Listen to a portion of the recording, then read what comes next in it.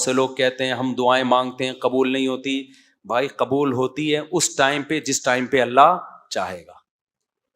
یہ چھوڑ دو کہ قبول ہو رہی ہے کہ نہیں ہو رہی.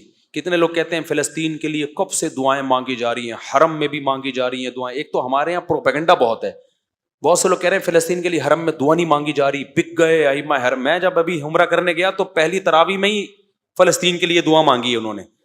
سوشل میڈیا بہت بڑا عذاب ہے, میں آپ کو بتاؤں. اتنی دجال کے آنے کی ہمیں بالکل ضرورت ہے ہی نہیں.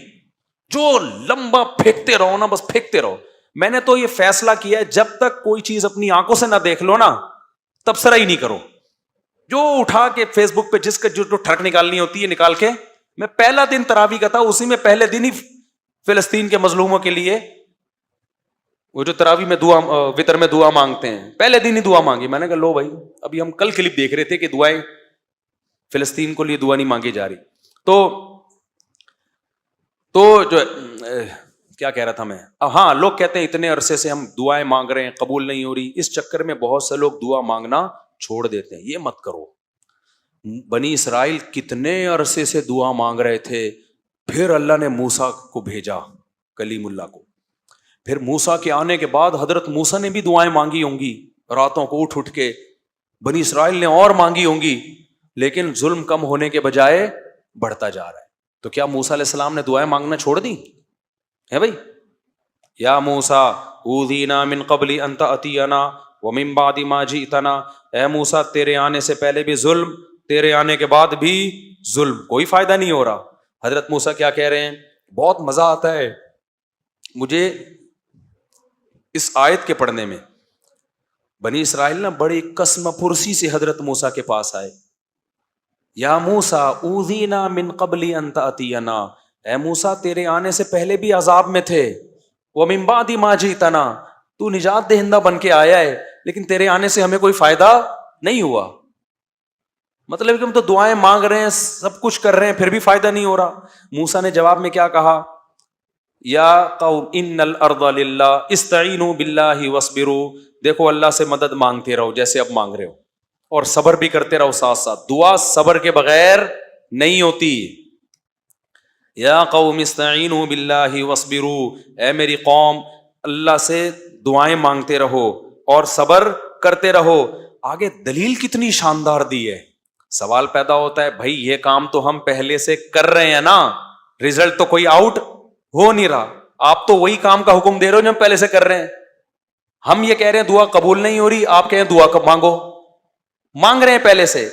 اس اشکال کا موسیٰ نے جو جواب دیا علیہ السلام نے, ان الارض للہ یورثها من یشاء من عبادی. اے میری قوم زمین فرعون کی نہیں ہے, یہ گریوی میں فرعون کو ملی ہوئی ہے. زمین کا بادشاہ کون ہے؟ اللہ ہے. تو جب اللہ ہے وہ جب چاہے گا سیکنڈوں میں چھین لے گا اس سے. وہ نہیں چھین رہا, اس میں کوئی حکمت ہے. تو جو اللہ کا کام ہے وہ اللہ کو کرنے دو, جو تمہارا کام ہے وہ تم کرو. ہمارا کام ہے بھکاریوں کی طرح, اس کا کام ہے زمین چھیننا, ہم اپنا کام کریں گے اور وہ اس کو اس کا کام کرنے دو, کیونکہ مالک وہ ہے, جب چاہے گا سیکنڈوں میں چھین لے گا. ان الارض للہ یورثها من یشاء من عبادہ. وہ اللہ جس کو چاہتا ہے زمین کا مالک بنا دیتا ہے. آج فرعون کو بنایا ہوا ہے, اس کا مطلب یہ نہیں کہ حقیقی مالک فرعون ہے. حقیقی مالک فرعون ہوتا پھر ہم مایوس ہوتے نا. حقیقی مالک کون ہے زمین کا؟ اللہ ہے. تو ہمیں مایوسی کی کیا ضرورت ہے بھائی؟ وہ نہیں چھین رہا, کوئی حکمت ہے, ہمیں آزما رہا ہے. وہ جب چاہے گا 2 منٹ میں چھین کے ہمارے حوالے کر دے گا. تبھی تو کیسے 2 منٹ میں چھینا کہ نہیں چھینا, آخری دم تک. جب تک وہ پانی کے کنارے پہ کھڑے ہوئے تھے نا اور فرعون کا لشکر آ رہا تھا, اس وقت تک فرعون یہ سمجھ رہا تھا زمین کا وارث کون ہے؟ میں ہوں. مصر کا مالک کون ہے؟ میں ہوں. پھر جب پانی میں راستے بنے, بنی اسرائیل پار ہو کے گزر گئے, اس وقت بھی فرعون بھی یہ سمجھ رہا تھا کہ مصر کا مالک کون ہے؟ بولو, میں ہوں. جیسے آج اسرائیل سمجھ رہا ہے کہ بیت فلسطین کا مالک کون ہے؟ اسرائیل ہے. فرعون تو اس سے بڑے پاورفل تھا, وہ بھی آخری اینڈ تک یہی سمجھتا رہا کہ زمین کا مالک کون ہے؟ میں ہوں.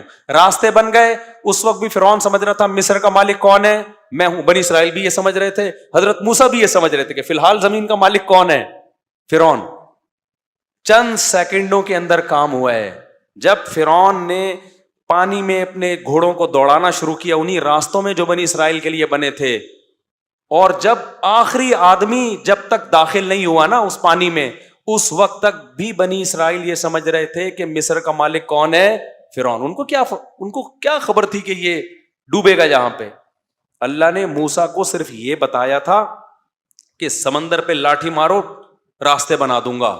اب تک یہ وحی نہیں آئی تھی کہ اس کو تباہ بھی کروں گا, جو ظاہر اس آیت سے جو پتا چل رہا ہے. تو اس وقت تک سب یہ سمجھ رہے تھے. این وقت پہ جب آخری شخص پانی کے اندر داخل ہوا ہے نا, اور اس امید پر کہ اب ہم وہاں سے نکل جائیں گے, اس وقت اللہ نے سمندر کے دو پارٹوں کو ملا کے بتا دیا ان الارض للہ, زمین کا مالک کون ہے؟ اللہ ہے. یورثھا من یشاء من عبادہ, جس کو چاہتا ہے اپنے بندوں میں مالک بنا دیتا ہے. تو آج اسرائیل کا جو فلسطین پہ ظلم ہو رہا ہے, ان فلسطینیوں کے لیے دعا بھی کرو, مدد بھی کرو, جو کر سکتے ہو کرو, لیکن مایوس ہونے کی ضرورت نہیں ہے. دعائیں مت چھوڑو. کب سے دعائیں مانگ رہے ہیں, قبول نہیں ہو رہی. بھائی ہمارے لیے آزمائش ہے, اسلامی ملکوں کے لیے آزمائش ہے. ان کو تھوڑی چھوڑے گا اللہ, جو ہمارے حکمران جو کچھ کر رہے ہیں, ان کو بھی تو آزمائش میں ڈالا ہے نا اللہ نے, یہ کیا کر رہے ہیں. لیکن اس کا یہ مطلب نہیں ہے کہ بھائی فلسطین کی سرزمین کا یہودی مالک ہو گیا. اصل مالک کون ہے؟ اللہ ہے. اس نے وقتی طور پر کچھ ظالموں کے حوالے کی ہوئی ہے, تو ہم اپنا کام نہیں چھوڑیں گے. اور جب اللہ نے اپنا کام کرنا ہوگا, اس کو صدیاں اور سال نہیں چاہیے, وہ سیکنڈوں کے اندر نقشے کو تبدیل کر دے گا. آج بہت بڑا مسئلہ پتہ ہے کیا ہے دینداروں میں؟ وہ دعا سے بہت غافل ہیں, اور بلکہ دعاؤں کا مذاق اڑانا شروع کر دیا ہے. ابے یہ مولوی دعاؤں میں لگے رہتے ہیں, ابے یہ دعاؤں سے کیا ہوتا ہے, مولویوں نے لوگوں کو دعاؤں میں لگا دیا, نمازوں میں لگا دیا. اور جو ایسی باتیں کر رہے ہوتے ہیں وہ دعائیں بھی نہیں کر رہے ہوتے, یا تو کوئی بڑا تیر مار رہے ہو نا, کوئی تبدیلی کے لیے ایک نیا پیکج لے کر آئے ہوئے ہو, وہ بھی نہیں کر رہے ہوتے, کچھ بھی نہیں کر رہے ہوتے. ایک دعائی تو رہ گئی ہے. دعاؤں سے کبھی غافل. میں نہیں کہتا کہ صرف دعا سے سب کچھ ہوتا ہے, اسباب بھی اختیار کرنے پڑیں گے, لیکن آج کسی حد تک اسباب ٹوٹے پھوٹے لنگڑے لولے اختیار ہوتے ہیں. دعاؤں سے کیا ہو رہے ہیں لوگ؟ غافل ہیں. تو دعا مانگنے کی عادت ڈالو. اور نبی صلی اللہ علیہ وسلم نے فرمایا کہ انسان کی دعا اس وقت قبول ہوتی ہے, صحیح حدیث ہے, کہ جب تک اس کے دل میں یہ خیال نہ آئے کہ میری دعا قبول نہیں ہو رہی. جب یہ خیال آتا ہے نا, یار مانگ رہا ہوں قبول نہیں ہو رہی, پھر قبول نہیں ہوتی.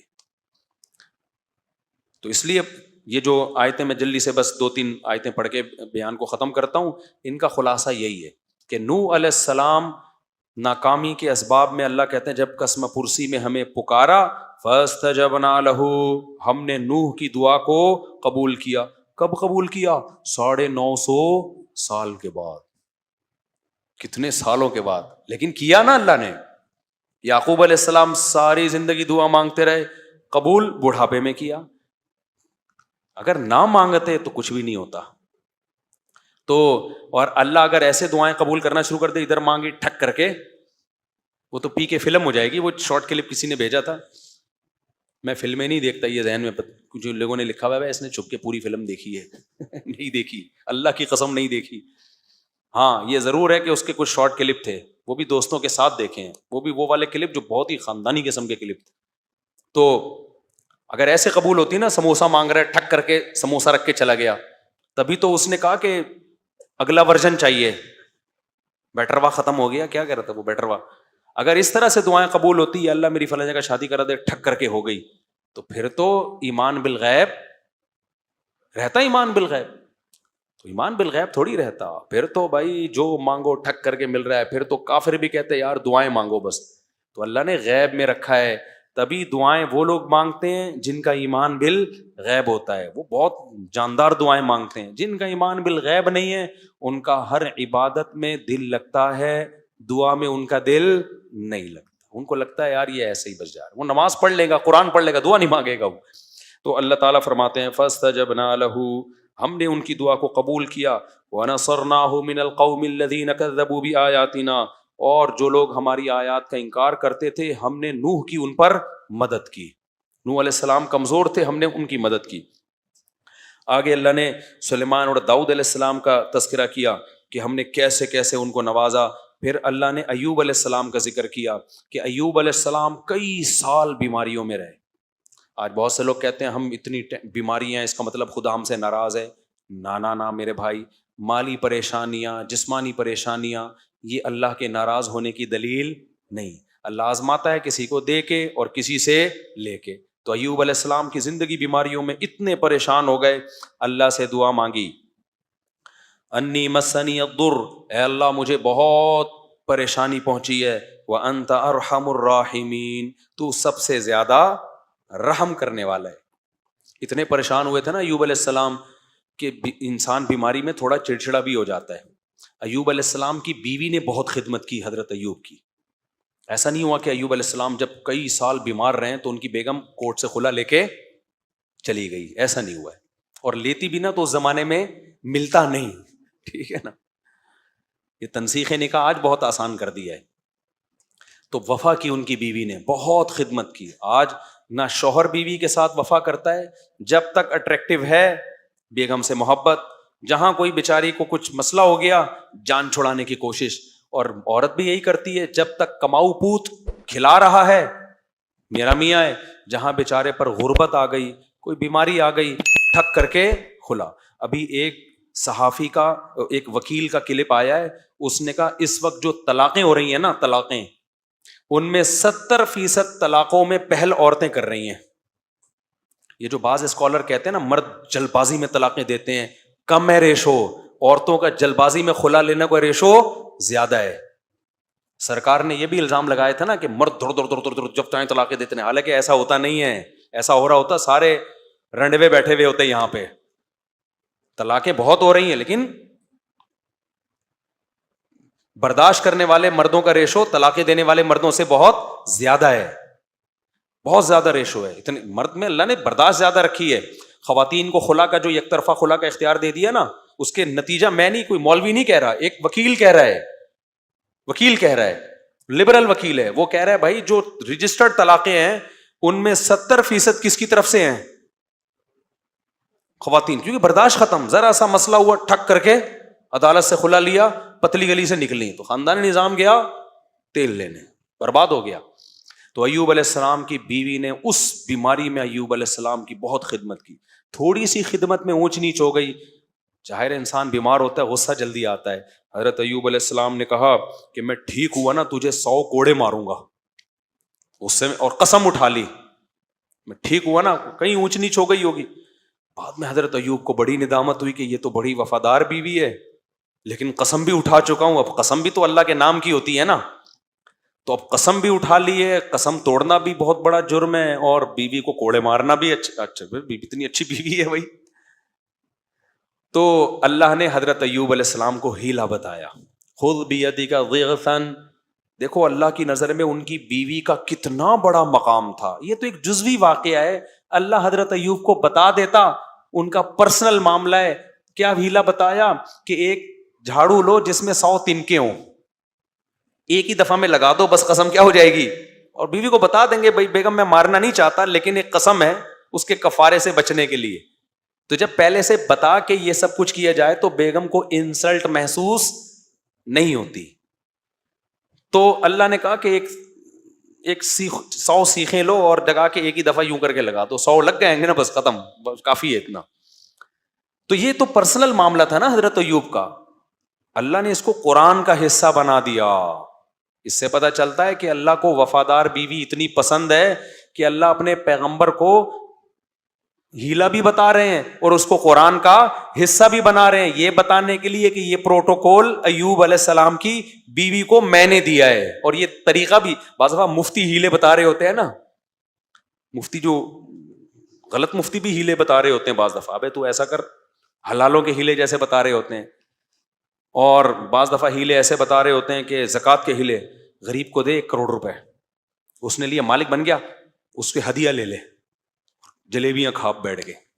بھائی ہو گیا نا, بھائی آپ نے اس کو مالک بنایا, زکوٰۃ ادا ہو گئی, اب اس کی مرضی, جس کو چاہے دے, وہ اپنی خوشی سے اگر آپ کو دے دے تو ہو گیا نا. کل ایک بندہ آیا کہہ رہے ہمارے مدرسے کے طلبہ ہیں زکوٰۃ لیتے ہیں ہم لوگ طلبہ کو مالک بنا کے پھر ہم مدرسے کی تعمیر میں لگا سکتے ہیں. میں نے کہا نہیں لگا سکتے. کہہ رہے نہیں جب طلبہ کو مالک بنا دیا زکوٰۃ تو ادا ہو گئی. میں نے کہا تو تجھے کوئی اتنی بڑی رقم دے اور مالک بنا کے اور پھر واپس لے تو دے کے دکھا واپس. بولے جب میں ہوں تو میں کیوں دوں. وہ بچہ کو پتا ہے میں ایویں ڈرامے بازی ہو رہی ہے میرے ساتھ, اس کو ہیلا کہتے ہیں نا, یہ ناجائز ہیلا ہے.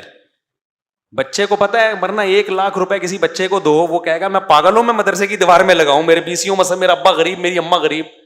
تو یہ ناجائز ہیلا ہے.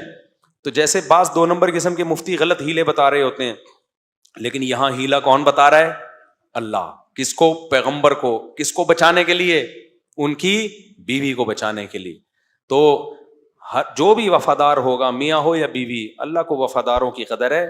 مشکلات میں مارکیٹ سے شارٹ ہونے والوں کی اللہ کو قدر نہیں ہے.